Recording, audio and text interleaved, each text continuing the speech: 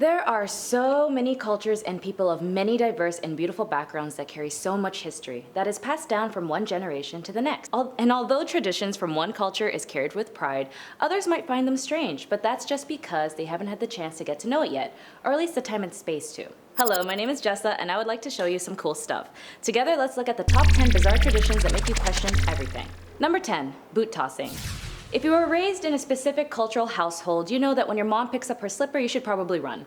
For my family, it was the chanclas. Oh, actually, chanelas. And for some, it is the chanclas. But in Finland, parts of the UK, and New Zealand, they would just throw their boot. No, not because you forgot to take out the meat out of the freezer again, but for fun. Actually, it's considered a sport in Finland to toss your boot, and it's been an ongoing tradition for generations. The tradition is called welly wanging, or welly hoing, or welly throwing.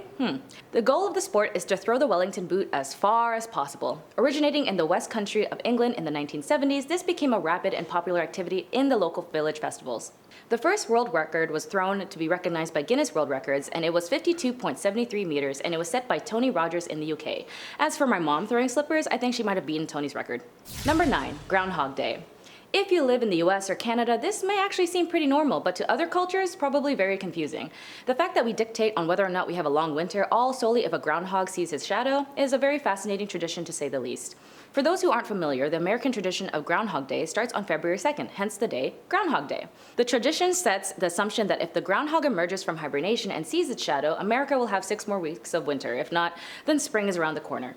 The tradition was first recorded on February 2nd in 1840 by a Welsh-American storekeeper in Pennsylvania. Today, the Germans say the groundhog comes out of his winter quarters, and if he sees his shadow, he will return to hibernating for another 40 days. The tradition in itself began as a Pennsylvanian-American custom in southeastern and central Pennsylvania in the 18th to 19th century.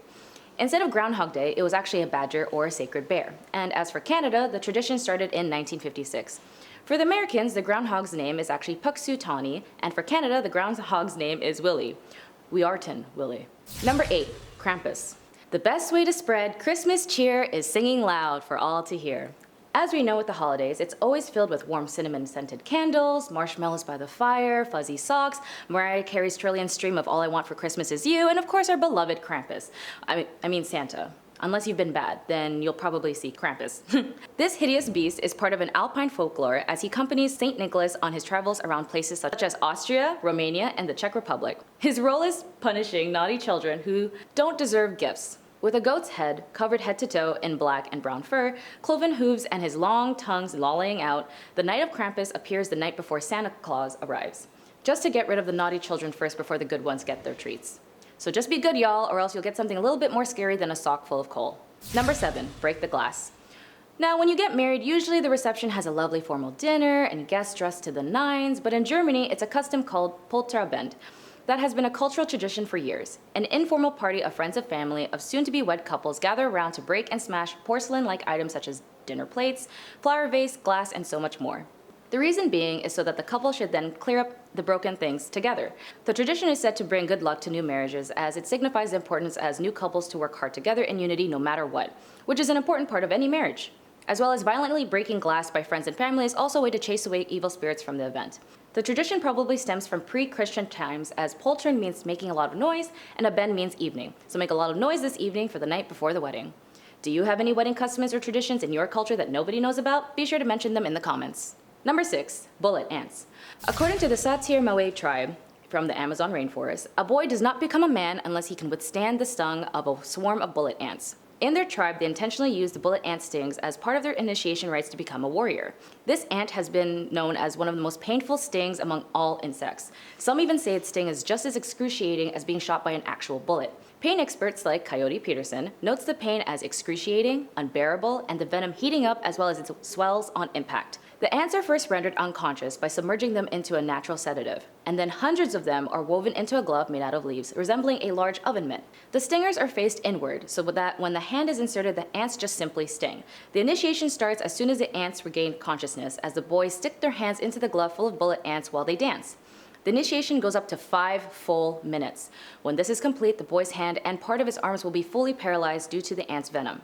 Moreover, this tradition is not only a one-time thing, but the boy must go through this routine as many times as it takes, sometimes up to 20 times, as long as it takes for him to not cry during the process.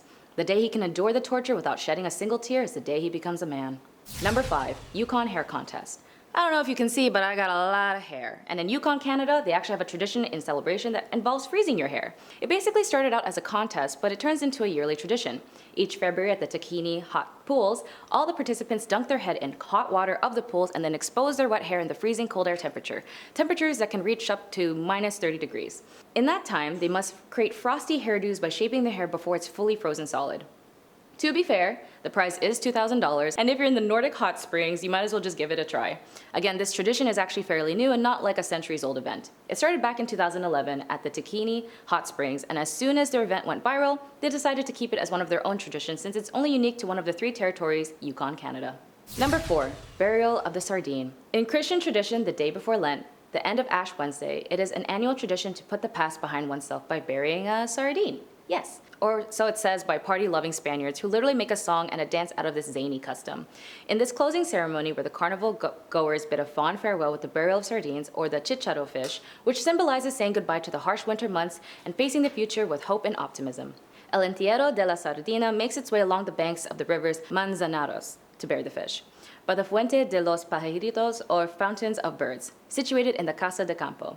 This tradition dates back as far as the 1810s, as it is found in the early records in a painting by Spanish artist Francisco Goya. Cinnamon buns, number 3. In our day and age, the subject of marriage isn't really as much of a commodity as it was back then, but in some cultures, the subject of marriage is still essential and even used as a joke to play around on young adults. The tradition in Denmark results in dousing anyone who is still single on their 25th birthday with cinnamon. The joke is usually conducted by friends and family members of the single individual, and also, they don't go easy on you either. They really cover you like a cinnamon roll bun. They even go as far as splashing water on you so that the cinnamon sticks better. This unusual tradition is said to have emerged hundreds of years ago when a Danish spice merchant spent so much time traveling they didn't have time to get married.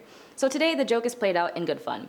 But if you're still single by the time you're 30, the spice gets an upgrade, and instead of cinnamon, it turns into black pepper. If people want to get really mean, they'll sometimes add eggs to the mix to help with adhesion.